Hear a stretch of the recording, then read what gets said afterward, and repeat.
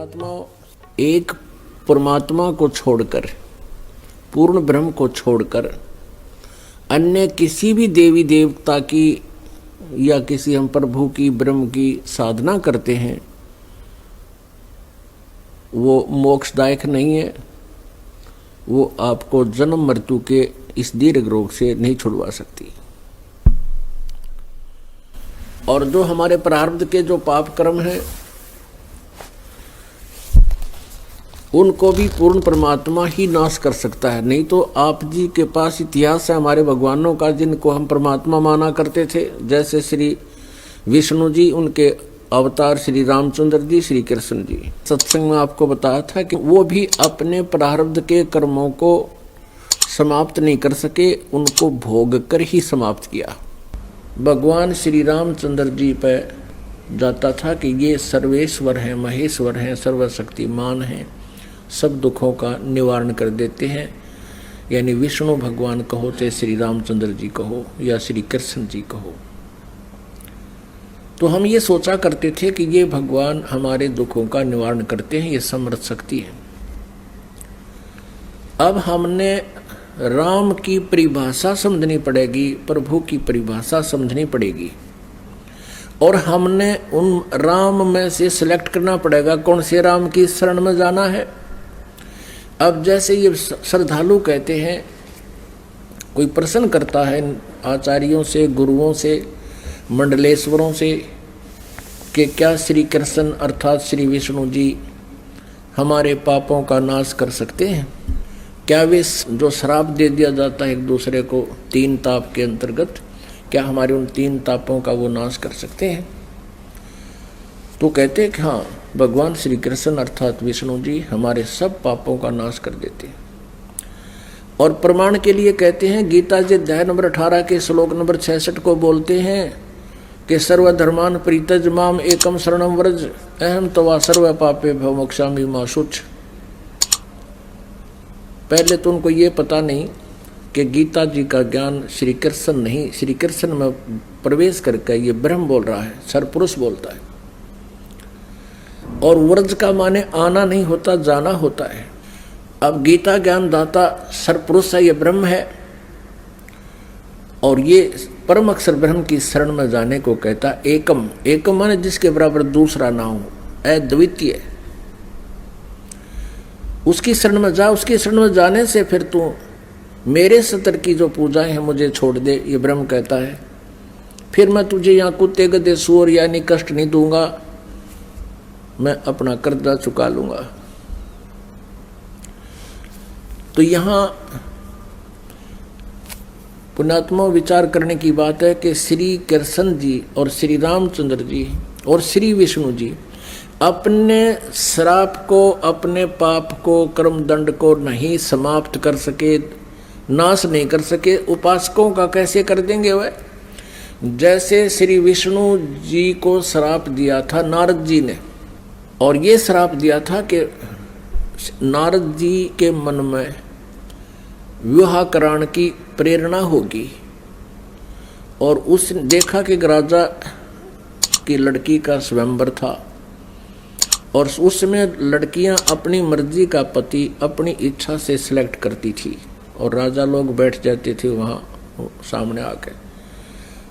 नारद जी ने विवाह कराने की सोची, और फिर सोचा भी मेरा विवाह कौन करेगा, मैंने तो कचकोला कढ़ा रखा है, इतनी मोटी चोटी सिर पे, और शकल भी ठीक को ना। तो उसने सोचा कि भगवान विष्णु से उनका स्वरूप ले लेता हूँ। एकांत में जाकर टेलीफोन किया, याद किया, श्री विष्णु जी प्रकट हो गए। नारद जी ने कहा, भगवान मैंने विवाह करवाना है और आप मना मत करियो, आज पहली बार आपसे कोई वस्तु मांग रहा हूँ, मुझे आप हरि रूप चाहिए, मुझे हरि रूप चाहिए, अर्थात आपका सुंदर स्वरूप मुझे दे दे। श्री विष्णु जी ने कह दिया तथास्तु। अब उसका बंदर का मुंह लग गया, बंदर का। हरि माने बंदर भी होता है।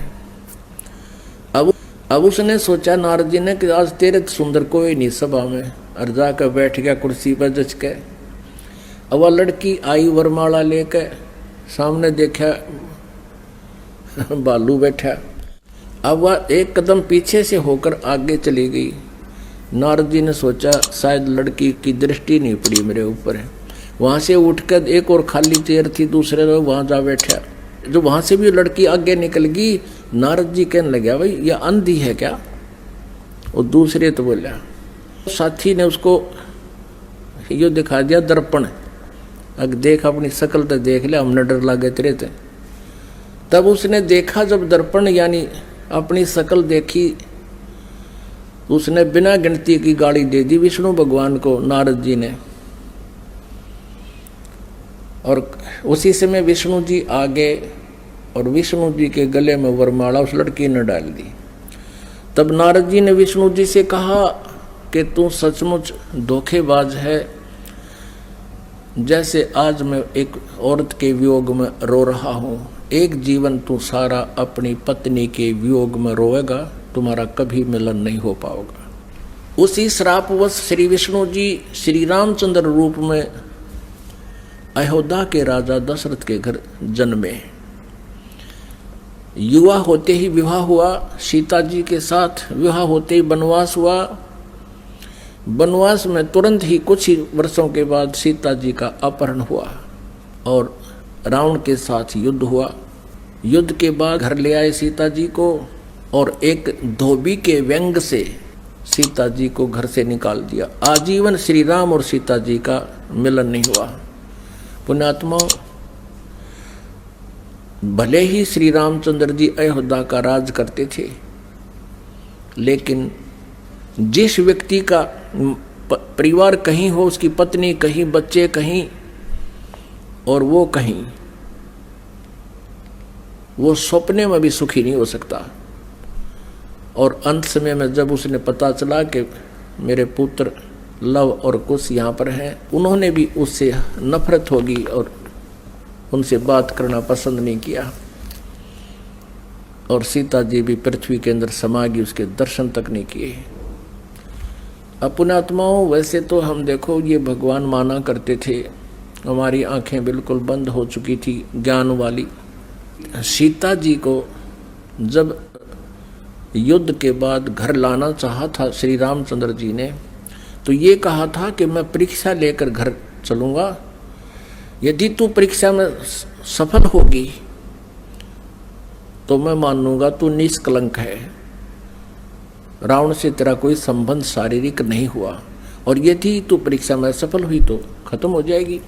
क्या परीक्षा ली थी श्री रामचंद्र जी ने कि अग्नि में बैठा दी थी सीता जी को, आग लगा दी थी चिता बना के, और ये सोच लिया था कि यदि ये कलंकित होगी तो जड़ मरेगी टंटा कट्टे, और सही होगी निष्कलंक होगी तो जीवित रह जाएगी। तो सीता जी जली नहीं थी, परीक्षा में सफल हुई थी।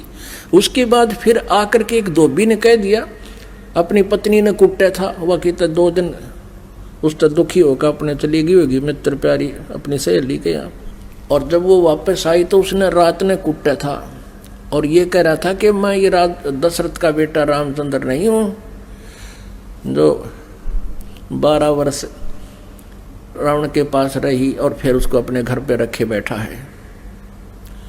उस समय राजा लोग एक विशेष न्यायकारी होते थे, भेष बदल कर अपनी नगरी में घुमा करते थे, कोई व्यक्ति दुखी तो नहीं है। तो रामचंद्र जी ने कान लाकर सुना तेरा जिक्र कैसे हो रहा है। उसने 2-3 बार दोहराई ये बात, इस बात पर कि मैं निंदा का पात्र बन गया हूँ सीता को घर लाकर।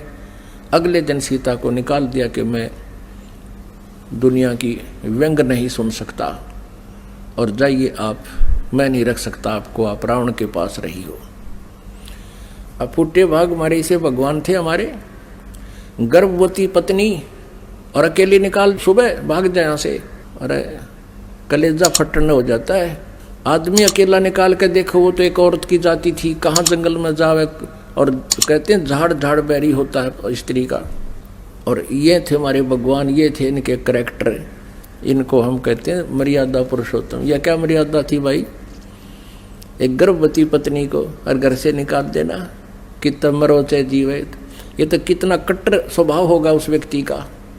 अब कहने का भाव ये है पुण्यात्माओं, श्री रामचंद्र जी को जब पता चला, उसने अश्वमेघ यज्ञ करी थी, घोड़ा छोड़ दिया, लव कुश ने पकड़ दिया, रामचंद्र जी के छक्के छुड़ा दिए। सीता को पता चला तो दर्शन भी नहीं करे उसे, किसे के दर्शन करूं समागी धरती में। और श्री रामचंद्र जी ने आकर के वापस इसी दुख में सरयू नदी में जल समाधि ले ली, सरयू नदी में शरीर छोड़ दिया। उसके बाद फिर श्री कृष्ण रूप में जन्म हुआ और रावण के साथ युद्ध के दौरान श्री रामचंद्र जी ने सुग्रीव के भाई बाली को मारा था, एक वृक्ष की ओट लेकर, यानी धोखे से। तो उसका भी बदला देना पड़ा श्री कृष्ण जी के रूप में। वही विष्णु वाली आत्मा श्री कृष्ण जी हुई और बाली वाली आत्मा यानी राम वाली आत्मा श्री कृष्ण रूप में द्वापर में जन्मे। और बाली वाली आत्मा एक शिकारी बना और उसने एक विषाक्त तीर बनवा लिया और श्री कृष्ण जी के पैर में तलवे में तीर मार दिया विषाक्त, जिसके कारण उसकी मृत्यु हुई श्री कृष्ण जी की। श्री कृष्ण जी ने जब पूछा उससे, उस पारधी से, शिकारी से, शिकारी ने भगवान से कहा कि हे राजा, हे राजन, मेरे से गलती धोखे से आपके पैर में तीर लग गया। आपके पैर में पद्म है, ये चमक रहा था। दिन का समय, झुरमट सी वृक्ष की छाई हुई थी और मैं शिकार के लिए घूम रहा था। आपके ये पद्म की रोशनी मुझे लगा जैसे मृग की आंख है, हिरण की। मैंने धोखे से, गलती से तीर मार दिया और ये तो विषाक्त है, अब आप जी नहीं सकते, मुझसे धोखा हो गया, गलती होगी, माफ करो, क्षमा करो। तब श्री कृष्ण जी ने कहा कि बाली, ये तेरे से धोखा नहीं हुआ, ये ऐसा ही होना था।